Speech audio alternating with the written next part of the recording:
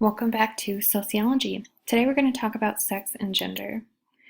So when we talk about sex and gender, we really want to identify how your body is a battleground, how it is read, how it is interpreted, how it is politicalized, how it has been identified as not your own, and how it is, depending on who you are, appropriated or owned. So let's look at socialization starting from infancy. So gender role and socialization in society begin actually previous to birth. Research shows that infants are viewed differently depending on the future role expectations of the child. Infants respond differently to these very early variations of treatments. We can also see that within when someone is pregnant, we tend to say things like if it's a male, and if it has male sex organs, then we say things like, oh, they're going to be a football player or they're going to be a boxer. If it's a female, or if it's a child that has female identified organs, we say things like, oh, she's going to be a dancer. So we often identify, even in pregnancy, when we start talking about and start socializing that child. So gender identity is how we identify as male, female, third gender, transgender, two-spirit, twin spirit, and we're going to talk about these definitions in a second, but I want you to understand that we have more than two genders, and it's a problem of a dichotomy of gender in America. We have gender dysphoria, which is you have a conflict or a cognitive dissonance between the gender that you were assigned at birth and the gender that you identify with. We also have gender discrimination, which is discrimination obviously based on your gender. So social life and socially based and political structures. We are all experts of gender. So how can our expertise be a hindrance? What are some dominant ideologies about gender? So when we talk about how can our expertise be a hindrance, we really look at this idea of the sociological imagination, again, where we might have these stereotypical beliefs or dominant beliefs about gender, and they can be a hindrance because we then are putting individuals in our own frameworks, and it is very narrowly defined, and then we don't allow individuals to have agency over their identity in their own bodies. Thus going back to this idea that our bodies are a battleground. So then what are some dominant ideologies about gender? We've already talked about how language utilizes dominant ideologies to talk and socialize about gender. I want you to think of some dominant ideologies, some other dominant ideologies or dominant beliefs about gender.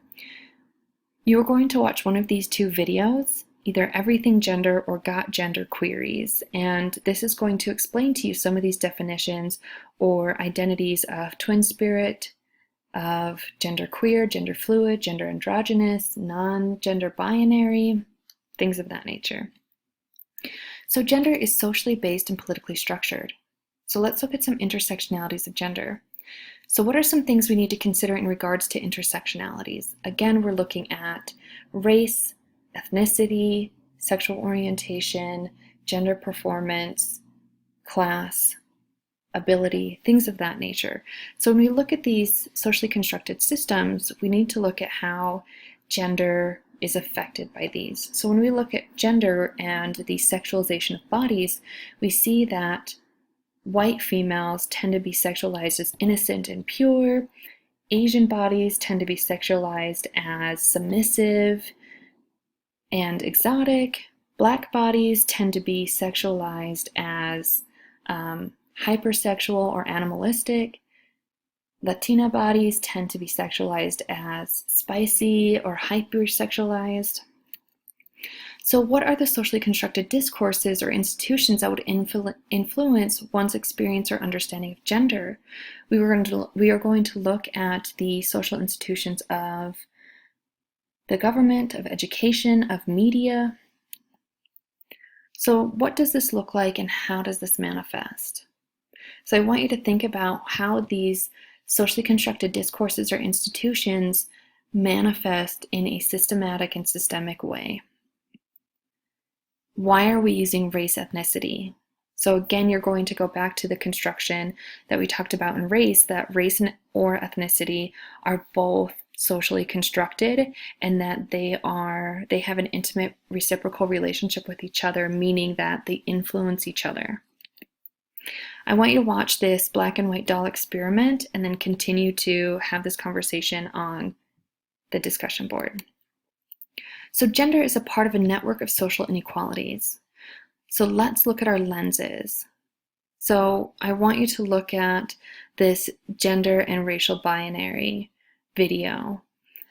And then when we look at Audre Lorde, whom is a activist and a philosopher on race, gender, class, we're going to look at what she identifies as white women face the pitfall of being seduced into joining the oppressor under the pretense of sharing power. For white women, there is a wider range of pretended choices and rewards for identifying with patriarchal power and its tools. What Lorde is talking about here is that because of the discourse around white bodies and because of the this construction that if white bodies, if white women start to identify in this assimilation to patriarchal power or hegemonic masculinity, which we will define later, but again, hegemony is utilizing the power to dominate and to elicit consent, whether it be voluntary or involuntary. So when we see that these pretended choices, this delusion or this identification that there is a way to gain more power, in reality, it continues to put even white women at a subjugated position. So in reality, we don't have any more of the rights or resources. We are just told we are. So let's look at the language or symbolic interactionism that we utilize around gender. So things that we don't want to say. Let's look at why these man up, don't be a pussy, bitch, no homo, or that's homo, or that's so gay. Why are these things constructed, right? Because strength is not defined by sex or gender, because I don't believe that any gender is inferior, because it insists that femininity is inherently negative, because it means that showing any affection towards someone of the same sex is inherently bad, because the words gay and stupid are not interchangeable, but both are derogatory terms. So then most people simply do not recognize language as offensive or derogatory, but they are, right? Because language is utilized to reinforce these socially constructed discourses or cultural scripts.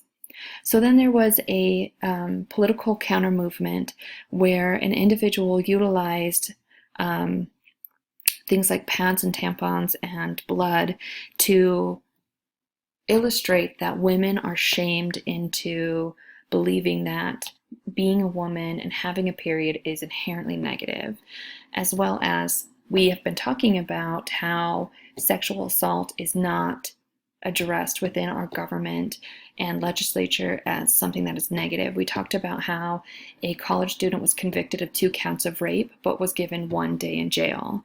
We have looked at, or you can look at, the Hunting Ground, which looks at how colleges and universities reinforce rape culture by not penalizing or not prosecuting individuals who have been identified as rapists. So this image says that imagine if men were as disgusted with rape as they were with periods. So when we talk about periods, we say things like, oh, men don't go and buy tampons or pads or whatever because that's emasculating, or he must really love you because he does that. So it looks at this as something that is negative and something that you don't want to do, as well as we also see this discourse that if you are bleeding or if you have a leak within your tampon or pad or cup or whatever you use, it is something that is seen as negative and that we often whisper about it or make fun of this idea that women have periods. So then we need to look at disability and ableism and how trans bodies are also demonized. And so we want to look at these intersectionalities. So you're going to choose one of these videos and you are going to utilize them in the conversation on the discussion board, but we really want to look at how all of these things influence transphobia. So you can see transphobic words, this idea of coming out, of how to support your trans bodies, how to be a trans ally. We can look at disability and mental disorders and how we continue to villainize or dehumanize individuals who have mental disorders or disabilities, which reinforces this idea of ableism. So hegemonic masculinity, we're going to talk more about that next time, but I want you to think about watching This Violence Against Women is a Man's Issue. And then we have Patrick Stewart, who identifies as, or who states, people won't listen to you or take you seriously unless you are an old white man. And since I'm an old white man, I'm going to use that to help people in need. And really that reinforces this idea that when you have positions of privilege, it is really important that you utilize those positions of privilege to be able to be an ally to marginalized bodies. And sometimes that is utilizing your position to illuminate issues in regards to marginalized communities that otherwise wouldn't be heard or validated. Okay, so that is it for this video. We will see you next time.